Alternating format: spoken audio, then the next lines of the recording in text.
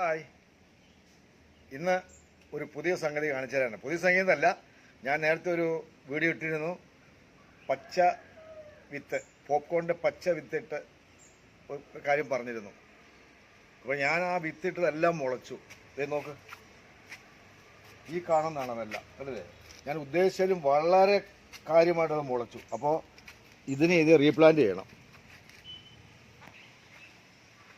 ഏകദേശം 10-30 പരം തൈകൾ ഉണ്ടായിട്ടുണ്ട്. അപ്പോൾ ഇന്നലെ പോയി കുറച്ച് ഗ്രോ ബാഗ് മേടിച്ചൊന്ന് അറച്ച് വെച്ചിരിക്കുകയാണ് ഈ തൈകളെല്ലാം ഇതിലേക്ക് റീപ്ലാന്റ് ചെയ്യാൻ വേണ്ടിയിട്ട്. അപ്പോൾ നമ്മുടെ കിച്ചൺ ഗാർഡനിലെ ഒരു സ്പെഷ്യൽ ഗസ്റ്റാണ് രാമച്ചം കുറച്ച് വർഷങ്ങളായി എൻ്റെ കയ്യിൽ ഇത് നിൽക്കുന്നു. ഒരു 1.5 വർഷത്തോളം ആയിട്ടുണ്ട്. ഇതിപ്പോൾ വിളവെടുപ്പിന് സമയം കഴിഞ്ഞാണ്. ഞാനിപ്പോൾ ഇതിൻ്റെ വിളവെടുത്ത് കാണിച്ചു തരാം എങ്ങനെയായിരിക്കും അതിൻ്റെ അവസ്ഥ എന്ന്, കേട്ടോ. ഇതാണ് രാമച്ചത്തിൻ്റെ തൈ. അപ്പോൾ നമുക്ക് നോക്കാം ഈ എങ്ങനെയായിരിക്കും അവസ്ഥ എന്ന്.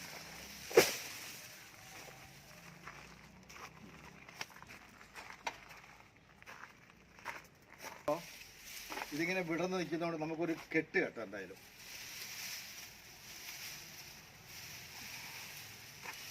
അപ്പോൾ നമുക്കത് ദേഹത്തും തട്ടാതെ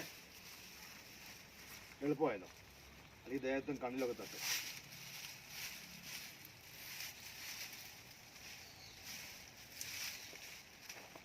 അപ്പോൾ ഇത് വയനാട്ടിൽ നിന്ന് എൻ്റെ ഒരു കൂട്ടുകാരനുണ്ട്. അവിടെ നിന്ന് ഒരു ചെറിയൊരു തൈ കൊണ്ട് തന്ന ചെറിയൊരു കമ്പ്. അത് ഇത്രയും വളരെ വിശാലമായിട്ട് വിപുലമായിട്ടും വളർന്നു.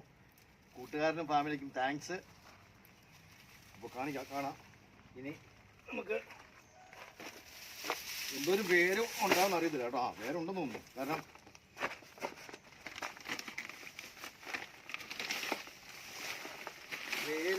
അധികം മണ്ണില്ലാത്തതുകൊണ്ട് അധികം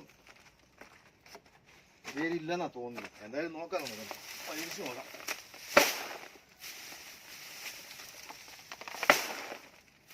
നല്ല കട്ടിയാണ് കേട്ടോ.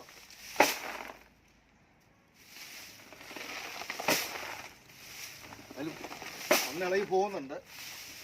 ചെറിയൊരു ഗ്രോ ബാഗായിരുന്നു, അതുകൊണ്ടാണ് കുറവ്. ഇനി ഇത് നമുക്ക് വേണമെങ്കിൽ റീപ്ലാന്റ് ചെയ്യാം.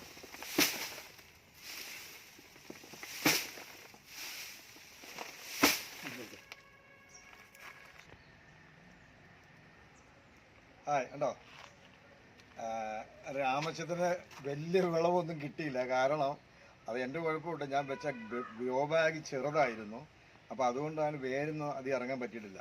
ഇനിയിപ്പോൾ എന്നാലും കുഴപ്പമില്ല. ആ ഒരു ഇത് ഇത്രയും വെച്ചാൽ മുറിച്ചങ്ങ് എടുക്കാം. ബാക്കിയുള്ളത് നമുക്ക് ഇവിടുന്ന് റീപ്ലാന്റ് ചെയ്യാം. അപ്പോൾ ഇനിയിപ്പോൾ അടുത്ത ഇത് നോക്കിയാൽ പ്ലാന്റ് ചെയ്യത്തുള്ളൂ. കാരണം കുറച്ചും കൂടെ വേരിറങ്ങി നമുക്ക് വളമൊക്കെ ഇട്ട് കൊടുത്ത് നല്ല തടിച്ച് വേര് കിട്ടാൻ പാകത്തിനുള്ള ഒരു കൃഷിന് ചെയ്യണം. ഇത് റീപ്ലാന്റ് ചെയ്യണം. ഓക്കെ, ഇനി അടുത്ത വേറൊരു സംഗതി കാണിച്ചു തരാം. വേറൊരു സംഗതി കാണിച്ചാന്ന് പറഞ്ഞാൽ വേറൊന്നുമല്ല. ഇതുണ്ട് തക്കാളി. ഇതേ തക്കാളി ഉണ്ടായി വരുന്നു. ചട്ടിയിലാണ് വെച്ചിരിക്കുന്നത് കേട്ടോ. ഉണ്ട്, തന്നെ പറിച്ച് വെച്ച ചോളകത്തിൻ്റെ ഒറ്റയ്ക്ക് പറിച്ച് വെച്ച ചോളകം നല്ല സ്ട്രോങ് ആയിട്ട് വരുന്നുണ്ട്.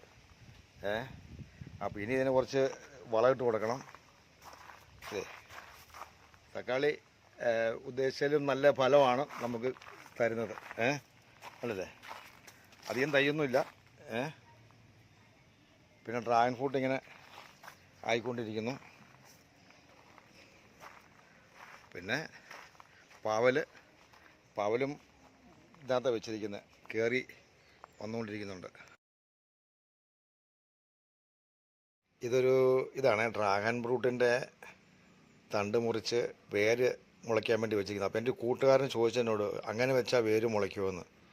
ഇഷ്ടംപോലെ വേര് മുളച്ചു. അത് 2 ആഴ്ചയിൽ കൂടുതലായി കേട്ടോ. 2 ആഴ്ച കഴിഞ്ഞു